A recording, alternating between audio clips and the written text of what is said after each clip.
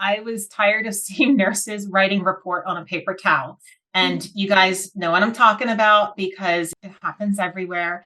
And so it really is, time to toss the paper towels and get standardized with a safe handoff because 80% of serious medical errors are related to miscommunication at the transfer of care, and that comes from the Joint Commission.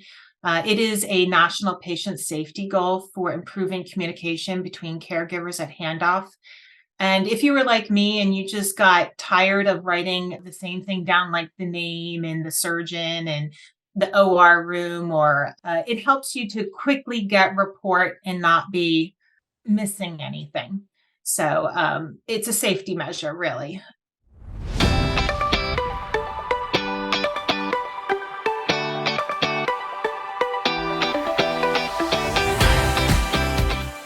Well, hello, everyone. Welcome back to CRNA School Prep Academy podcast. I'm your host, Jenny Finnell, CRNA. And today we have a really cool topic, which is PACU handoff and what all are the components that go into it. And I want to welcome a special guest, Cathy Zuniga. Welcome to the show, Cathy. Hi, Jenny. Thank you for having me. It's a pleasure to be with you again and Yes, talking yes, about safe handoffs. Yeah. exactly. And so I actually met Cathy Cathy found me through an email chain, but she runs a business called PACU Nursing Minutes, and she's really passionate educator, mentor, and she really loves to inspire nurses to, again, do this safe handoff. So I thought, well, what better way than to talk about here on the show, since our listeners are going into anesthesia school and are going to be giving plenty of PACU handoffs. And again, some of you may have a PACU background. And so she just provides a really wealth of information. And why don't you go ahead and share, Cathy, a little bit about your background and PACU Nursing Minutes?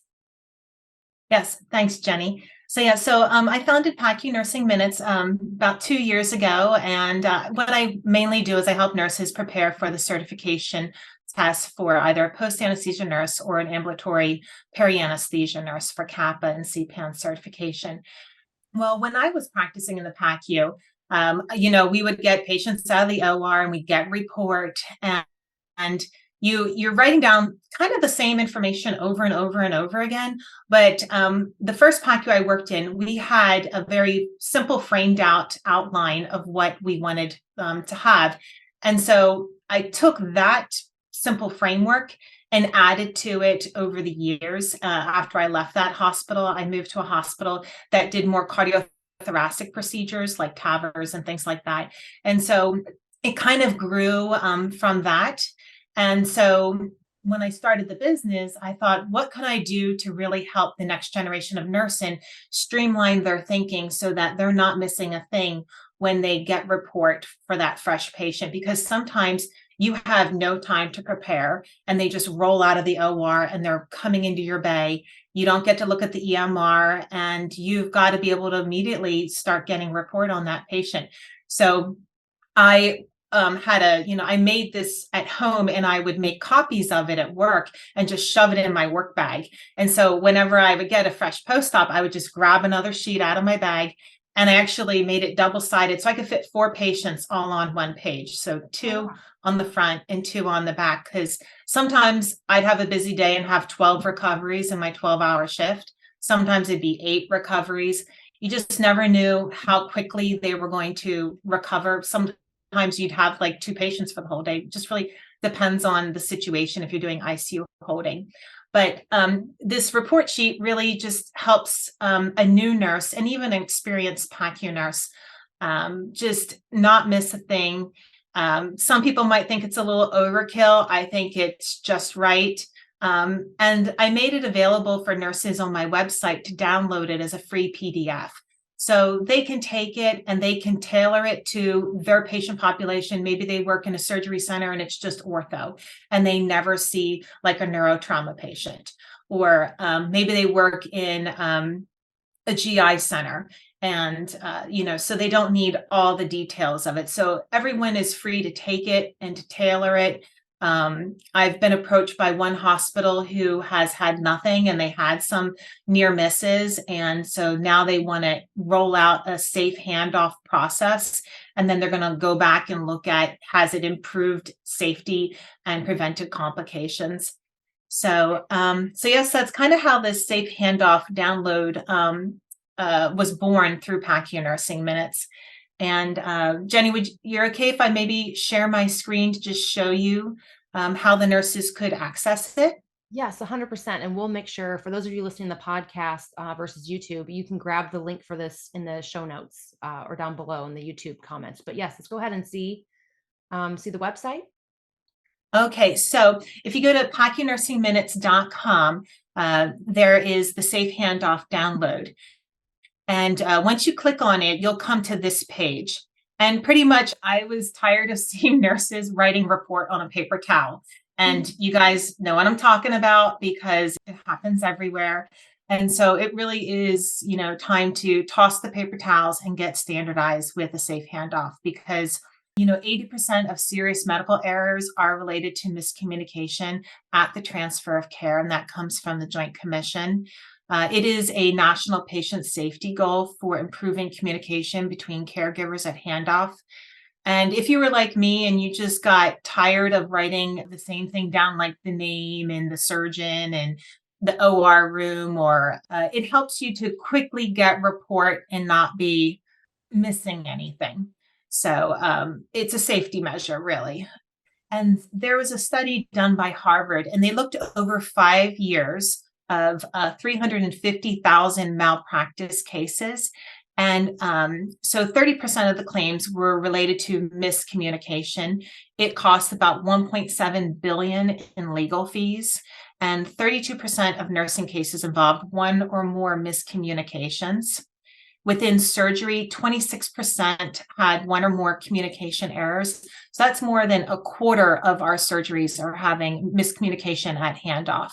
So that's huge. Yeah. And then 48% happening in the ambulatory setting. It's a fast-paced setting, the ambulatory setting. So we really have a huge room for improvement in minimizing communication errors and improving our patients' outcomes. And if you're working in a large teaching hospital, I've worked in large teaching hospitals and then the very small community hospitals. But, depending on where you are, there could be over 4,000 handoffs a day going on in just one institution, and that's a day. And then ASPAN, they recommend safe handoff, and they recommend using standardized tools. It is a practice recommendation for the Perianesthesia Association. And then for the ASA, it's a standard that all patients upon arrival, they're evaluated and a verbal report is provided to the PACU nurse who's going to be responsible for that patient. And it needs to be provided by a member of the anesthesia team, not by the OR nurse or the circulator. It can't be given. I had one time in a new place I was working, I had one anesthesia provider just say, "Oh, it's all in the EMR," and walk away. And I said, no. You need to give me a verbal report. Because we need to be able to ask questions. And then those questions need to be answered to the nurse's satisfaction for that to be a safe handoff for that report. Love that. And then the Joint Commission, they recommend standardization tools. So either through forms or templates, checklists, protocols, mnemonics. So to communicate and avoid only using electronic or paper format. And then if people aren't familiar with the Laidlaw versus Lionsgate, this was a sentinel event with a patient death. The PACU really is seen, well, after this case, they said the judge declared the PACU as the most important room in the hospital because if certain things aren't communicated, there is a risk for serious complications. So it shouldn't be taken lightly. It should be standardized. It should be rolled out in a multidisciplinary process where all the teams are involved, the anesthesia team's involved, the nursing team's involved, the surgical team. So everybody has their say of what they want communicated in that report. And then these are just some other things from that Harvard miscommunication study: 23% of inadequate consent communication, 19% provider miscommunication, 13% unsympathetic response to patient complaints, 34% resulted in high severity injuries, 14% resulted in deaths, wrong site surgery, medication errors, delay in care, and sentinel events. So again, a lot of room for improvement in our practice. I do have a video about about just spreading the awareness about this free download for the Safe Handoff. And you just put your name and your info here, and then you can get the download sent right to your inbox. And then these are all the references from which I just referred to, which Jenny, I can definitely give to you to put in the show notes. Mm-hmm. Oh my gosh, I would love that. And you guys listening, one that just popped in my head, this would be a great idea for your DMP project. For those of you listening, I would jot down this idea because clearly this is a very impactful area that we all need to be hyper vigilant in and aware of. And so studying things like PACU, effective PACU handoff would be a great thing to study and do your DMP project on. And it would only help your institutions. I believe you would get a lot of support from the hospitals that you are doing this doctoral degree project in, because this is, again, a very big pain point. And something they know is this is very incredible as far as the impact it can make, whether that's good or bad. So thank you for sharing. That was really great, and definitely provide those links. And I guess let's go into this with what kind of information should a PACU handoff include? And let's maybe start from like top to bottom. Yeah, so let's just go right to the report sheet, because that's really going to just keep us focused. So here we go. Let me just. All right. So can you see that, Jenny? Yes, I can see it. All right. So this is the download for the Safe Handoff report. So, first is going to be the patient's name, their gender, allergies, their code status, if there are any precautions that we need to be aware of, their age and their weight. So that's just standard demographic information. The name of the surgeon, the OR room, because that's kind of, if you ever have to go back to the OR, or if you need to call back into that surgeon, you want to know what OR room you're going to be calling into. So it saves you time if you have complications and you need to call back into the room to ask a question, what kind of surgery they had. So just room to list the surgery, and then orders. So if you have your surgeon's orders for phase 1 care, and you have your anesthesia team's orders for phase 1 care, and then the name of your anesthesiologist or your CRNA, their cell number, the arrival time. This is important for billing, and also for tracking and staffing, and just for regulatory, because many PACUs charge per minute for phase 1 care. Some charge per 5 minutes, some charge per 15, but I've worked in a place where they charged every single minute for phase 1 care. And then once we moved to phase 2 care, it was a different billing amount. So they wanted it right down to the minute. And then, so you plug in the time here, but you also do a timestamp on your EMR as well. What kind of anesthesia? So you can quickly circle if it was a GA, a TIVA, or a MAC. If they had a block where they did it, you can just circle if it was an LMA or an ET tube. If they had a OPA in upon arrival, when you take it out, that has to be charted in the respiratory flow sheet on the EMR. So, because that's now when the airway is protected from being unprotected. So, like in case they aspirate or vomit or something like that. And then oral airway, for those of you listening, in case you're like, what's an OPA? Oral pharyngeal airway. So just to clarify for some listeners. Yeah, and your LMA, that's your supraglottic airway, and then your ET tube. Your ASA score, that's like your surgical risk score. Everyone always, the anesthesia team always comes out and says like they're an ASA 2 or 3.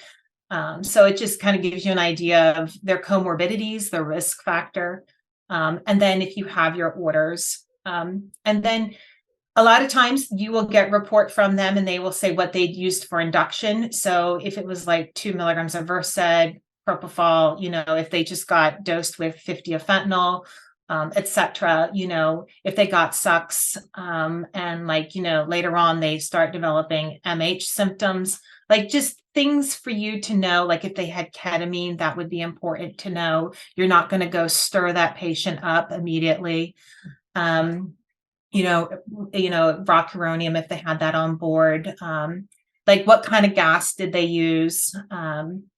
Placebo or ISO or nitrous oxide.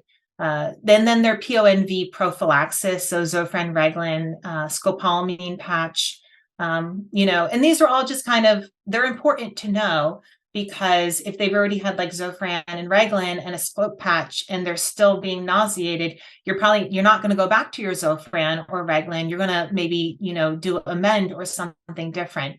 So it just really helps you figure out your rescue emetics if you have those problems in the PACU. If they got an antibiotic pre-op, that's important to know, especially if they had any implants.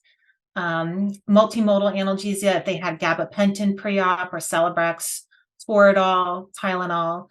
So you can know when can you give that second gram of Tylenol if they already had a gram. Reversal agents, so Neo, glycopyrrolates, Sagamedex. And then if they needed any hemodynamic support in the OR, for me, that's important to know, because it's going to tell me if they're going to be, maybe a little bit more challenging, a little bit more hemodynamically fragile. Maybe they have a poor EF already. Maybe, they're, septic on board of whatever, maybe they had a gallbladder rupture. I had somebody with that, post-COVID. I was like, how does the gallbladder rupture? But they sat on it for so long before coming in. So just all of these things can prepare you for hopefully a successful recovery with no complications. And then other surgical things is the incision dressing. So where is it? You could add LP sites here, trocar sites. If they had a local drains, how many drains? You can put your numbers 1, 2, 3, etc. Right, left. If they need to have a post-op chest X-ray, or maybe they need to have their hardware imaged before they leave PACU. That's very common with the total knees, the total hips, the total shoulders. And then past medical history. So this part, I gather, if I have time before a patient comes to me, like the OR says, so when we have time and we're not slammed, the OR calls and says, hey, we're closing. We'll be out in 15, 20 minutes. So, and then the charge nurse, and I've been charged, I let my nurses know as soon as I get that phone call from the OR room that they're closing and coming out. I assign the room, and then I let my staff know. And that gives them time for them to look up the past medical history, the past surgical history, anything neuro, cardiac, respiratory. All of these things are assessed pre-op. We always do a baseline skin assessment in pre-op so that we can identify if there was skin breakdown in the OR.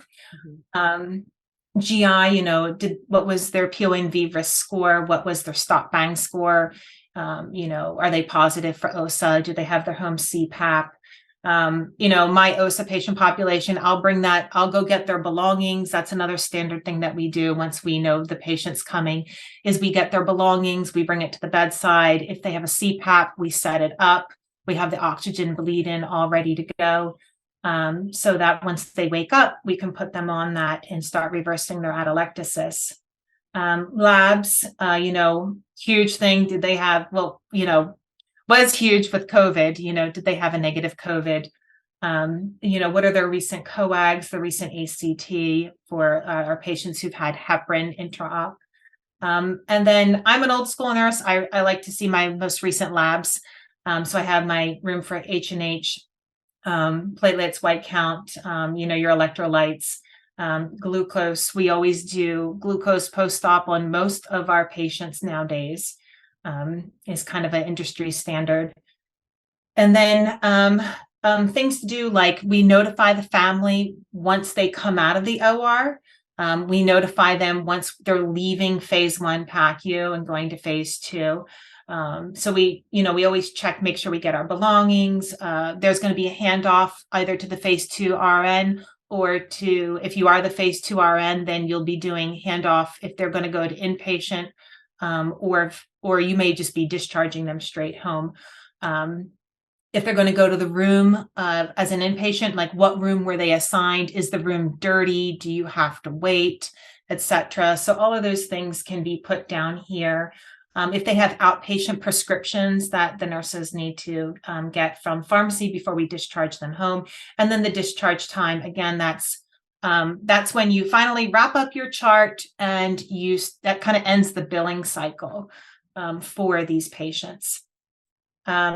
Interventions, vital signs, like maybe we need to do neuro checks more frequently, or what's their pain management. This is where I kind of keep track of my fentanyl, my Dilaudid.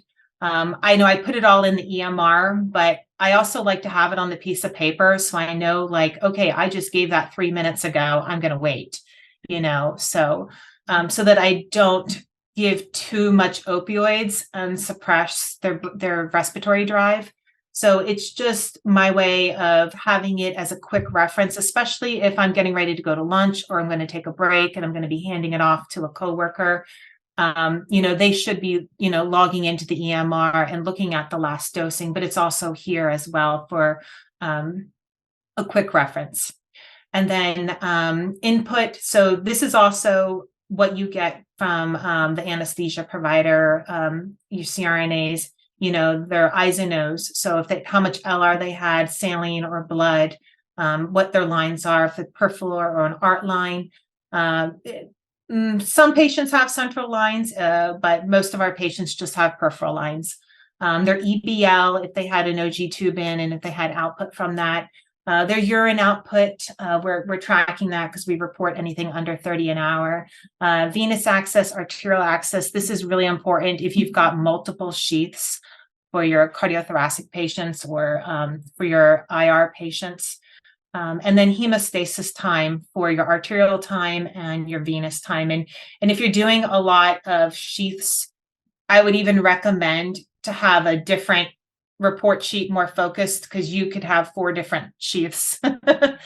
So just so that you don't run into problems with that, and just making sure that you're checking your neurovascular checks on those groin sites. Well, thank you. So, and then there's oh, does it keep going? Yeah, and so this is for patient number 2. Oh, and gotcha. you can print it on both sides. So you can do 4 patients on one, and make sure you shred this. This is, it's got HIPAA information on here, so it always has to be shredded properly. Mm-hmm. But yeah, so this is my brain, my PACU brain. Yes, that's awesome. No, this is really thorough. Thank you so much for sharing. And I would love to have this leave this up on the screen for a minute, because I would love to kind of go over my thoughts as far as giving that PACU report and some of the things that I have. You mentioned quite a few of them, but I also want to highlight maybe some things for those going into anesthesia school and getting ready to start clinical, what typically you will see in clinical. I will say this is very in-depth, that if you were to fully fill this out before you gave PACU report, this would probably be the most thorough PACU report of all times.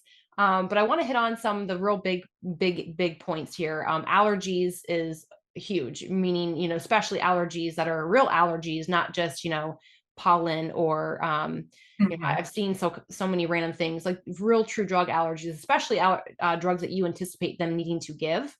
Like Enegrin, for example, if they're an allergy to Zofran, these are things that you want to make sure that you're making them very well aware of. And then one thing that I would love to stress too, that when you're communicating your handoff, the best, and this even goes for in the OR when you're talking to the surgeon, the best way to understand that they truly have had an effective communication is by making eye contact. And if you really want to drive a point home, have them repeat it, and that's always key. And if you think they heard you, make sure they've repeated what you said. And then I always, at the very end of my report, always ask them, are you happy? That is their last chance to have me do anything else for them. And then if I have a patient who, and you mentioned, who are maybe a little bit hemodynamically unstable because they've been requiring neo, don't, the last time you gave neo, don't lie about it. And this is a tactic I've seen CRNAs do. Well, I've seen them shoot, some neo into the liter bag and bring them over. Yes. And it's like, That's not an okay practice. I know you will see it done. I'm just speaking from my own experience and things that I have even seen in clinical that I'm like, that doesn't feel right. If it doesn't feel Mhm. right, it's not right. So Mhm. just don't do it. If they are soft, that means that you need to tweak your anesthetic and stay with the patient until they're stable. Hang out and PACU, do your charting, circle back around and double check on the nurse, make sure they're okay, because they can't easily push neo. And the only thing they can really do is give fluids and wait for some orders. And so you have the ability to stabilize a patient quickly. And that is your job as post anesthesia, is to make sure that they are truly stable for that handoff.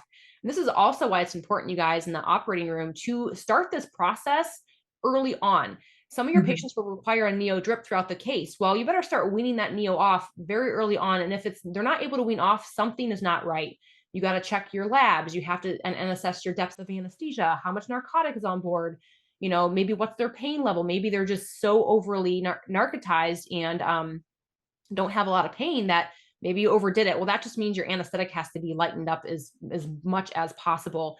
And then things like that we do, we don't typically do it in PACU law, but it can be done as giving like an IM shot of ephedrine if they truly need a longer Mhm. lasting effect of some type of drug to get them through the really sleepy, drowsy anesthetic aspect Mhm. of recovery.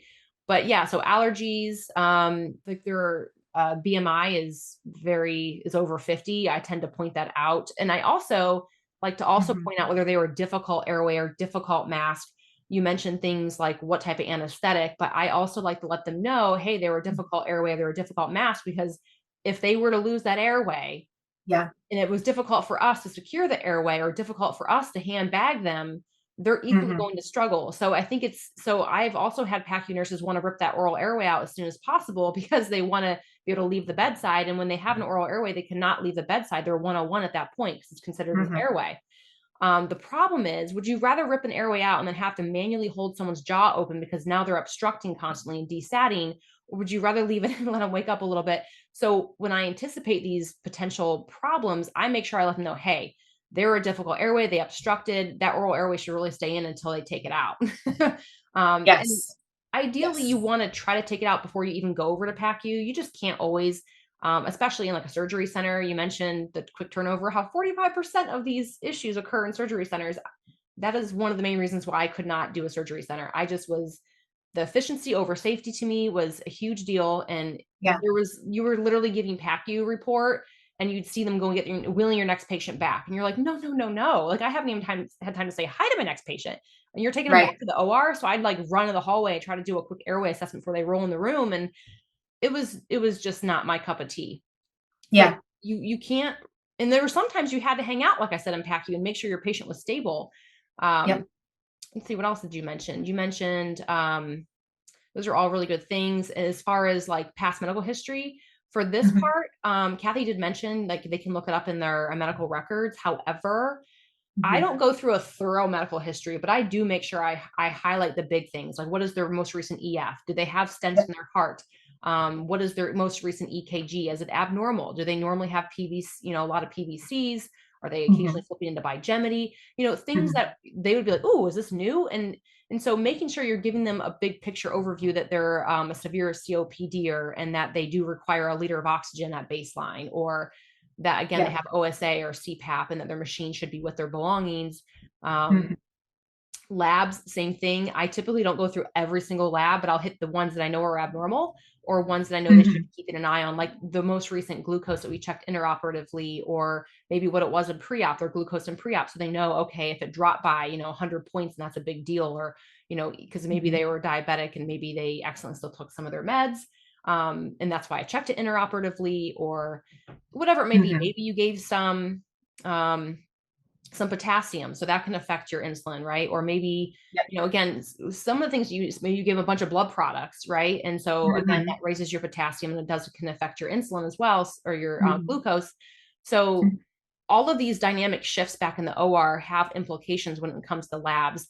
Let them know what the most recent crit was or the EBL, and kind of estimating where their hematocrit may be based on their EBL.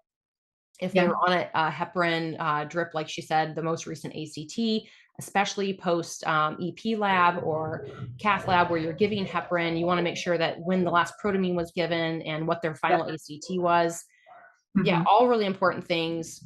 So when you mentioned drains and all those things, this is one of these questions that I used to get that I'm like, I do see what's going on over the drapes, but sometimes there's so many little tiny holes and incisions that I don't always count, or like, there's there 2 drains or is there 1 drain? I don't know. I just know there's drains. I just don't know how many. And so sometimes I don't always pay as close attention as I probably should to the drains, but these are things that you can easily pick up the patient gown and look. But if you can try to pay attention to the drains, or I have them ask me whether the surgeon used local. And sometimes I'm not necessarily always staring over the drape every single second while they're closing. And I didn't see Mhm. whether they used local, and they didn't tell me if they used local. So I don't know if they use local. So these are things that you can ask even the OR nurse prior to leaving the bedside, because they tend to have a better handle on that, because they're the ones drawing up the local for the surgical team and things like that. So Mhm. and typically, like, either a resident or a surgical resident of some kind typically comes with you to the bedside and gives those types of detailed reports on post-op imaging, labs, and things of that nature. Because as an anesthesia provider, anesthesia orders are one thing, but surgical orders, you wouldn't really know what they wanted for the patient unless you actually communicated that with the surgeon prior to ending the case. Hey, future CRNA, another daily dose of inspiration from a CRNA School Prep Academy student. After 3 years of applying and a lot of rejections, I finally got an acceptance letter to one of my top choice schools. Coming from a background of being told and treated like I'm not good enough for most of my life, the mental gymnastics I had to do was real. For the past 3 years, I have purposely been putting myself in a position to be told I'm not good enough. And I was told that many, many times. The difference is, since becoming a nurse, I know that I am good enough. My socioeconomical and educational background was not so great growing up, and nursing was my second career. When I was younger, I lacked confidence in my educational capabilities as a young adult, and it was not until I went back for nursing that I realized I could be smart enough. I wrecked my GPA when I was younger, so I had to work hard to correct it. I did that in nursing school with my BSN, but I had to be extra aware of what programs use the last 60 credits or nursing degree calculations. Despite having 6 years of ICU experience and 10 years overall, I had to return to the ICU to gain recent experience, which, when you have a cushy IR cath lab position, was no easy task. But I can say now that it was worth it. I'm going to do this, and I cannot wait to get started. I would like to thank CRNA School Prep Academy and all the resources and support that is available. Thank you, Jenny and Richard, and everyone else for making our dreams a possibility. Start date, June of 2023. SRNA signing out. Congratulations, CSPA student. If you're listening, I know who you are. I'm so incredibly proud of you. I know you've been at this for a long time. So those of you listening to this story, if you can relate to the feelings of not being good enough, I hope this story hit home. And let me remind you that you are too capable of achieving your dream of becoming a CRNA. If you're not already signed up for our free Future CRNA newsletter, be sure to do so now. Pause this episode and go click the link in the show notes in the comments below. Cheers to your future. I'm rooting for you. Now let's get back to the show. And that's part of, so for the PACU nurse, for me, my report is not complete until I have my anesthesia orders and my surgical orders. So for that phase 1 care. And so when you circle around on that very end and you're like, do you have any more questions? I always make sure that I see the orders in and they're there for me to release them. Because if I don't see them and I can't release them, then they're not there and I can't give any care until I see them to release them. Because I can't get any meds, activated on their MAR if they're not released. Yes. And in there. So sometimes you're calling your anesthesia team or anesthesiologist to say, hey, we need post-op orders.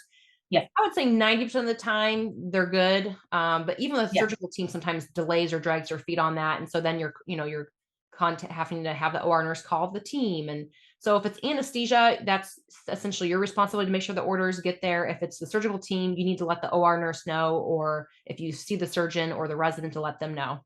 Yeah. Awesome. Yeah. Thank you for that. And then drugs, it's important. I don't typically mention things like propofol or the type of gas I've given unless they ask. But, I think propofol is pretty standard. I will mention if we don't give it, because maybe they have an allergy of some kind. or maybe their EF was so low that we use etomidate instead. I'll definitely mention things like that. Versed, I always tell them, because it can make them groggy. Sometimes people lose days of their life because of Versed. Yes. You never know how sensitive someone is, and they'll be like, they don't even remember that they even came. They'll be like, did I just have surgery? And they'll ask you that question over and over, and you're like, yes. So Yes. it can really send some people for a loop. Other people, it's like nothing happened, right? So Right. I tended to let them know when's the last dose of Versed, or if I had to give it even in an emergence, because maybe I anticipated more of a wild emergence. Same thing with Precedex. If I gave Precedex towards the end, I will always let the nurse, handoff nurse, know that.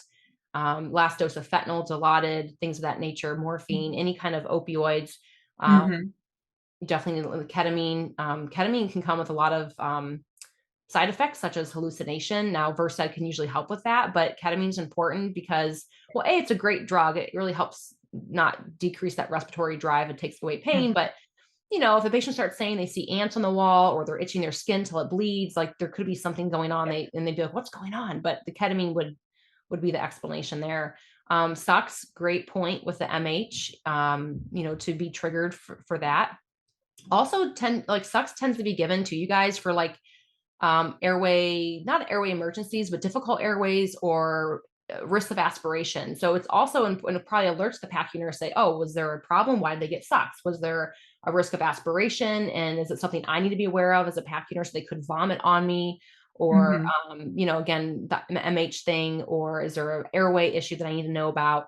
So I think it's great that you would pass on something like sucks. And then Toradol, And Tylenol. also, Oh, go ahead. well, and on sucks, while we're talking about it, it's also one of the number one causes of myalgias afterwards. Great Just point. muscle aches. Thank you. So if they wake up and they're just like, oh, I ache everywhere, it could be from the sucks. Yes, and that's also there's some contradictory studies out there where a little bit of a priming dose of rock can combat that myalgia, but I've heard that it can, and I've heard that it doesn't. So in clinical, I haven't, obviously, since I don't take care of them in the full blown recovery, I haven't seen a significant difference. But I also haven't had too many patients complain about the myalgia. It will be the younger, more muscular people who complain if it were to happen. But they've been, supposedly, if you use a priming dose of rock, which is like 5 milligrams, you guys, before you give sucks, you won't get the fasciculations when the sucks kicks in. And so it supposedly decreases the risk of the muscle fatigue afterwards. Gabapentin, Celebrex, same thing for like post-op sleepiness. That can really play into that picture. Toradol, Tylenol for post-op medication. Toradol, it's one of those drugs where, again, be cognizant in patients who are high risk for bleeding or who are severe asthmatics.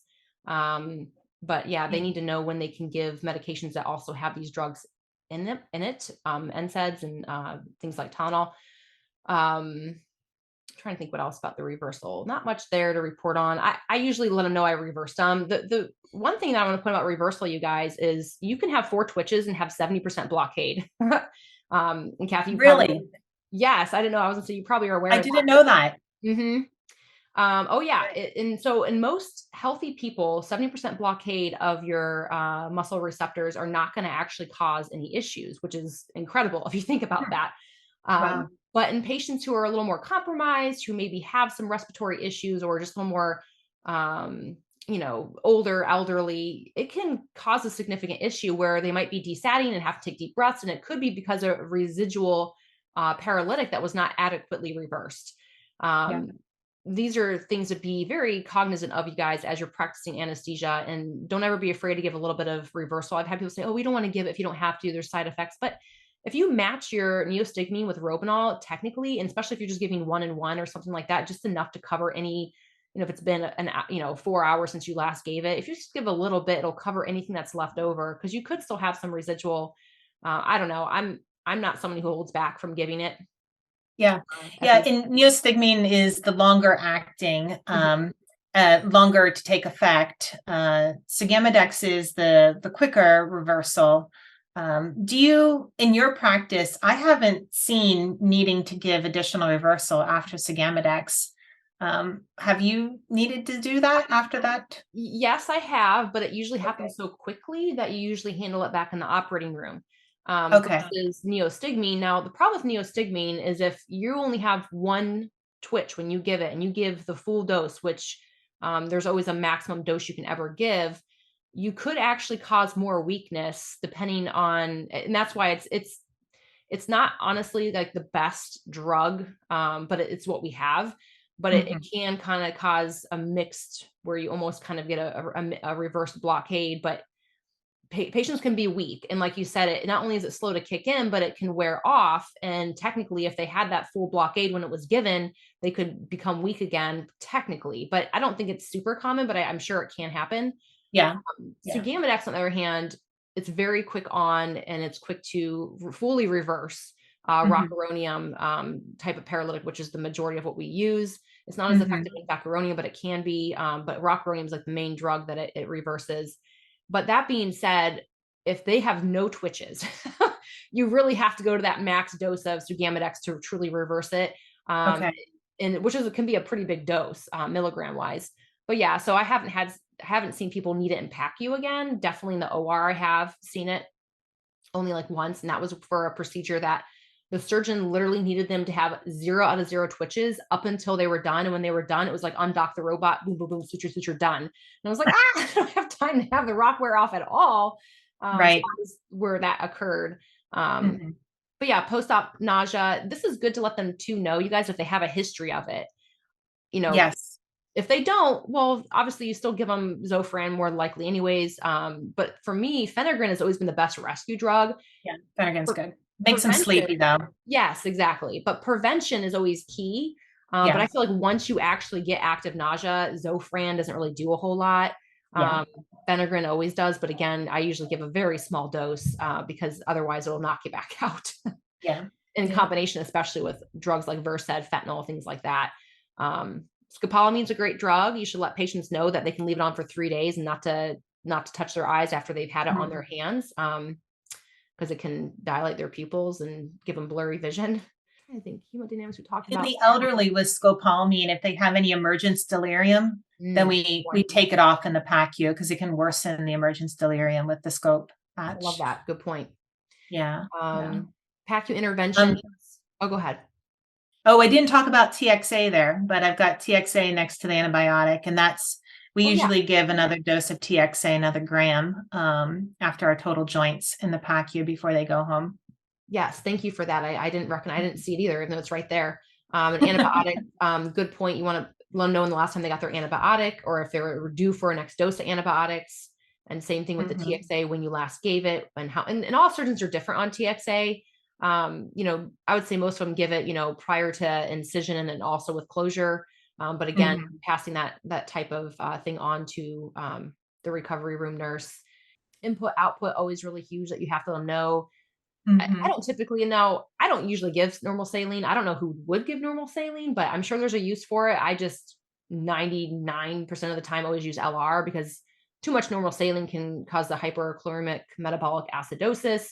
If you're giving blood, you want to give normal saline because there's not as many electrolytes that can interact with the blood like calcium.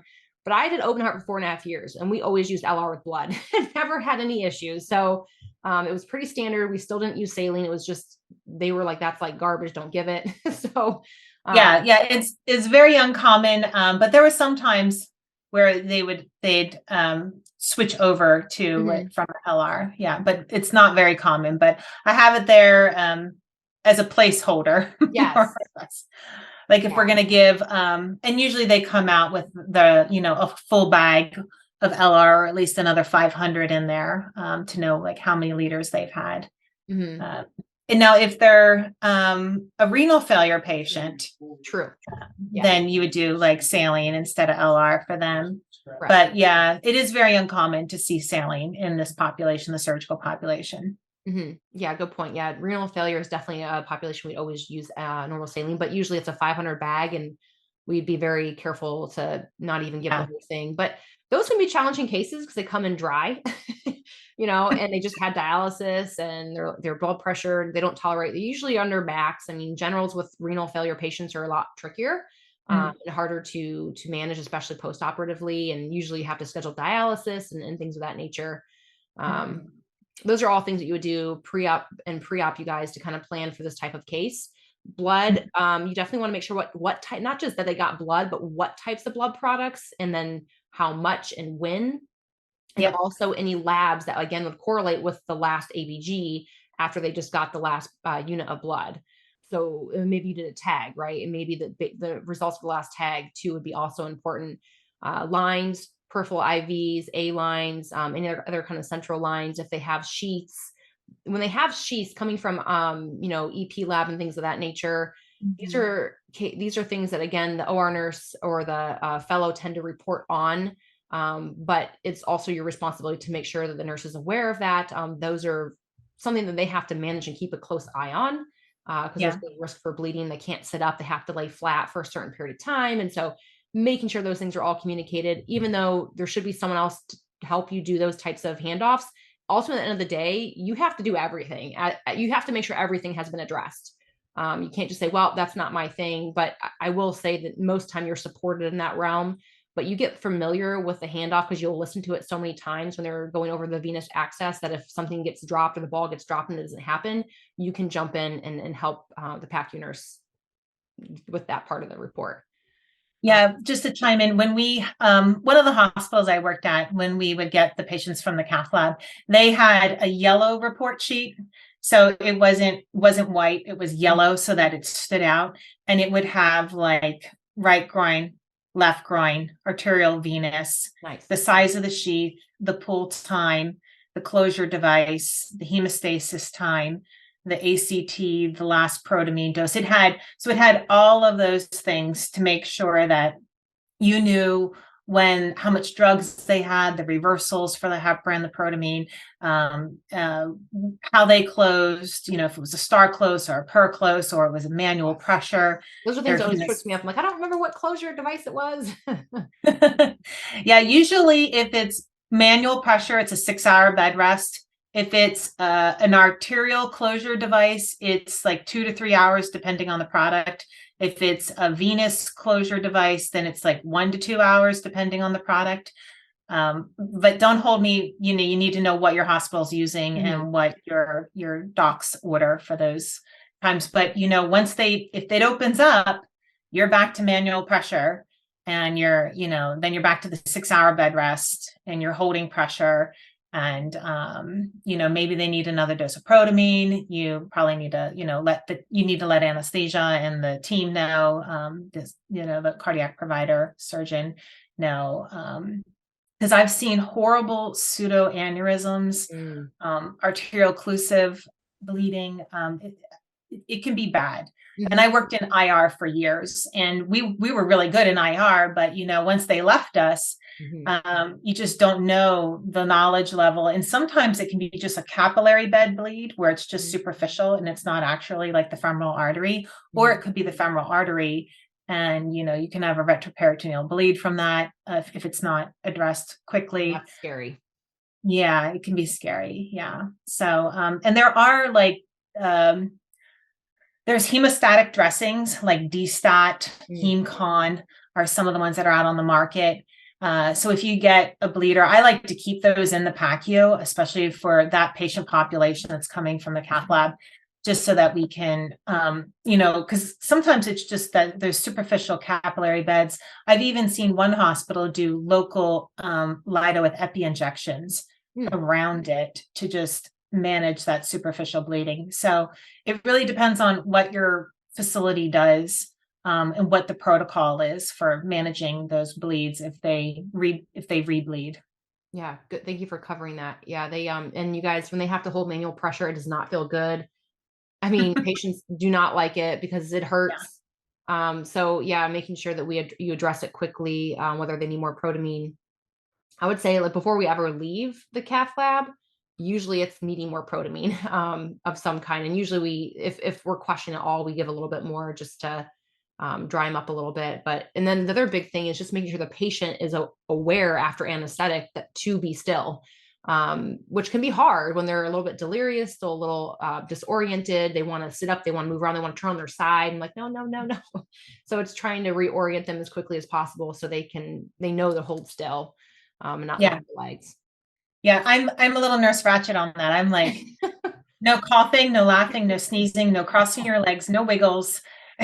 And then I want to know, when was their last void? Were they straight cathed? Oh, good Because point. that is like the biggest thing for us, for the nurses, is, if they've got a full bladder. I mean, I've had a guy like 6 foot, with 4 sheaths that were pulled, and I'm trying to keep hemostasis on his groins, and he's trying to climb out of bed because, he's got to go pee. Hmm. Making sure Yeah. that they get, straight cath at the end of the case, so that we don't have to deal with that. When I worked in IR and we would have our strokes, we heparinize, we would do interarterial TPA to get the clots out of like the MCA, those embolic strokes. And we used a bunch of heparin to prevent, clots from forming on all those sheaths or the catheters. And yeah, so we would give a bunch of protamine at the end and just make sure, and we would also straight cath them, just to make sure that we emptied the bladder so that people aren't trying to get up out of bed Hmm. Yeah, during that's a that really good recovery. call. And as an anesthesia provider, you guys, you can play a role in this because you can know, hey, I had to give them a liter of fluid. They're going to have to pee. And sometimes those cases, they go for so long that even if you don't give them a lot of fluid per hour, you end up giving them a lot of fluid overall because it's a long, long case. So those are really good cases to straight cath because, like Cathy pointed out, they don't really, and they wake up combative because they're in pain because the full bladder causes pain. And you'll see that a lot with like elderly men. I feel like I saw that a lot where they wake up combative and agitated, and Yeah. it's usually because they have to pee. So Yeah. Yeah, yeah. it can add to the emergence delirium for the postoperative urinary retention. Once that bladder gets so large, the detrusor muscle in the bladder, it gets overstretched, and then they can't pee. They can't recoil it, and so you have to straight cath them, because of that retention. Yeah, So yeah, we've seen some big retainers. So I'm sure. I don't hesitate. I'm like, hold them down. We're just capping them. Right, right. Let's kind of wrap this up with what are some common mistakes that that nurses should avoid during PACU handoff? I think the biggest thing is don't interrupt. Let everyone have their chance. Well, I think everybody, to backpedal it, you need to have a system. You need to have a process in place. So that's the first mistake if there's no process in place. So getting the surgical team, the anesthesia team, and the nursing team together and saying, this is what we're going to agree upon for report, and then roll it out and trial it. One of the hospitals, they ended up laminating the report process because everybody was getting frustrated with interruptions, because you would have a nurse say, well, what about this? And what about this? And what about this? And he'd be like, well, if you just give me a moment, I'll tell you all of that. So they laminated it, put it above the bed, and it was the process of, it was quiet, like no interruptions. And that also means from like everybody coming to help get them settled. Mhm. The anesthesia provider and the PACU nurse face to face, and the anesthesia provider says, are you ready for report? And then they say yes. And sometimes the PACU nurse wants to get them on the monitor, Mhm. which is fair, and get those baseline vitals. So, getting them connected, getting their oxygen on, getting your baseline vitals. And then once you've got your EMR opened up, then you can say, okay, we're ready for report.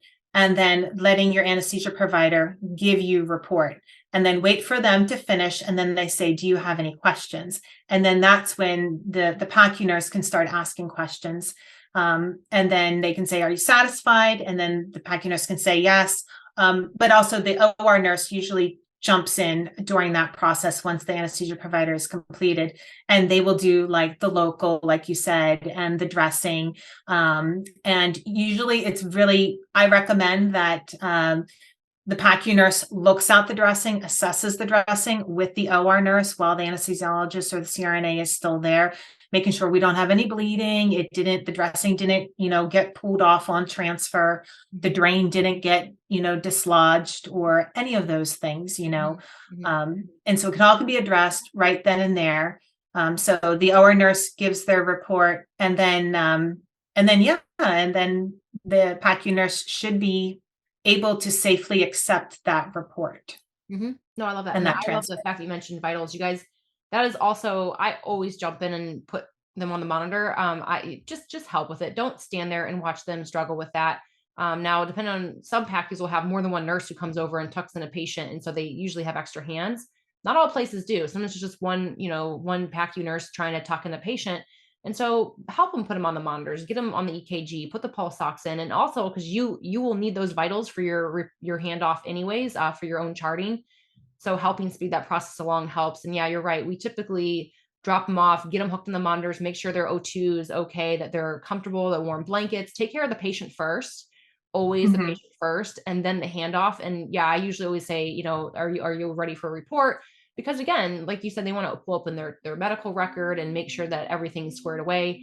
If the patient's combative, having pain, you address that right then and there. You don't start giving a report while the patient's screaming in agony or rolling over the bed, ripping out their IVs. You always address the patient first. But I think that's a really great point to point that out, to the communication. And yeah, not being interrupted during it would be, luckily, I don't think I've ever had too many issues with that. Not usually from the PACU nurse. It's usually from like, like a resident or something, that usually interrupts or something like that. But I feel like if you all gather at the bedside at the same time, I feel like anesthesia usually gets to go first. I don't care if the resident wants to go first, but I clearly look at that resident and say, go ahead, because they're clearly waiting too. And usually they're very quick. And they have to get back to the room to finish up the post-operative note. So I usually say, yeah, go ahead. And the resident talks. Sometimes depending on the OR nurse, same thing. I say, yeah, go ahead, just because I really should be the last one to leave the bedside. Anesthesia should always be the last one to leave the bedside. I know that might not feel good to you because you have stuff to get back in the room and do, but you want to make sure you're the last set of eyes that's on that patient. And that way you can circle back around and address any pain needs before you leave. Because again, they may have to still get orders settled and everything you have extra dilaudid. I always ask before I leave, are you good? And do you want any additional pain medication? Are you happy with the way they look? Because you can give that extra pain medicine and help them out. And sometimes I'll give 25 mics up high, 25 mics down low, and we'll have the IV just dripping in. And so they know they have a little bit of pain medication in the line. Yeah. Things like that. Yeah. And make sure, that all gets communicated. So all of my PACU situations have been in non-teaching hospitals. So don't have the med students or residents there. When I did ICU, I was in a teaching hospital, but where was I going with that? So our surgeons, they will come out and they go right over and start dictating while the report is happening with the PACU nurse and the anesthesia provider. And then usually once they're done dictating, then they'll come over and they'll, check the dressing, ask if we have any questions. And then that's when, like if they have high blood pressure or like if it's maybe a neuro patient or something like that, like, specific things, I'll ask them, what are your parameters for certain things? Or, they always give you a chance to ask a question before they go start their next case. It should be. So like if the multi-level spinal fusions and things like that, they'll want to look at that dressing one more time before they go back in and start the next case, just to make sure that there's no hematoma forming or anything like that. It does depend on where you work. But yeah, in the community hospitals, they're always right there, usually dictating, and they've got eyes on their patient while they're looking up and they're making sure that the patient's breathing, they're checking their vitals, because they've got to put it in on their dictation note for the post-surgical note, all of that stuff. So yeah, great. Well, the last thing I want to mention for those of you listening, if you're taking a patient, other than PACU, if you're taking them to like the ICU for handoff, make sure you're always packing a travel kit. You want an extra airway, a blade, some propofol, some emergency drugs. You always want to make sure you're traveling with that in mind. And so that is one thing that, if you get very familiar and comfortable traveling in the PACU and it's right down the hall, but now you have to haul a patient to ICU, sometimes it's hard to get that habit of taking those transport drugs. But think about it like when you're back in the ICU and you're transporting a patient, you always had emergency drugs and supplies. Same thing applies in anesthesia. And I guess we'll kind of just wrap this up too with, Just be patient with the process. I think this can be overwhelming at first. You can feel like you're fiddling through it. Never hesitate to ask the PACU nurse if you left anything out. They will tell you. And, they understand. There's also been times too, you guys, and I'm experienced and I do it, but I'll like give a drug right before I leave the OR, but my chart will already be closed. So I'll just think I'll chart it and PACU, but then I forget. And so that does happen. And they're like, you said you gave this much allotted, but only this much is charted. And I'm like, oh, thank you. Or I'll have to do it after the fact. Or there's times where I forget to document that I already removed the oral airway. Because maybe they had it in and, maybe either in PACU or on the way over, I take it out or right before I leave the room. And they see it still in on their documentation. And so trying to be thorough with your charting. Obviously the PACU nurses get to know you and they can give you some forgiveness, but it's really key to try to be as thorough as you can to make sure you're tidying up your chart, making sure all your drugs are charted that you gave, and trying to do that prior to even leaving the operating room, trying to do that as you're wrapping up the case, which again can be hard if it's a rapid turnover case, but do the best you can and be open in your communication and be patient with yourself as far as getting into a groove. But Cathy, thank you so very much. You were awesome and shared so much wonderful insight. And how can our listeners connect with you? Thanks, Jenny, for having me. It was a pleasure. And you brought in so much insight too. It's great to bring the two sides together. Yes. So thanks for the opportunity. I think it's going to be really valuable for, your CRNA students. And I think for the new PACU nurses and even experienced PACU nurses looking to streamline that safe handoff communication. So if people want to utilize this tool, they can go to PACUNursingMinutes.com and just halfway down the page is the free handoff, and just click on that and it'll bring you to the page where you just plug in your name and your email, and then it will go right to your inbox. Awesome. So well, again, this is super thorough. I love it. Yeah, it might be a little overkill, but I don't think you can ever be too overkill when it comes to after surgery, because there's no simple surgery. Everything has, there's no free lunch. You can. This is great. Yeah. So thanks again for the opportunity to share it with your teams. And I look forward to seeing how people implement it, and hopefully somebody will use it for their DNP project. So I sure hope so too. I hope our listeners are taking notes on that. Thank you so very much. This was wonderful. We'll have you on the show again later. You're welcome, Jenny. Thank you.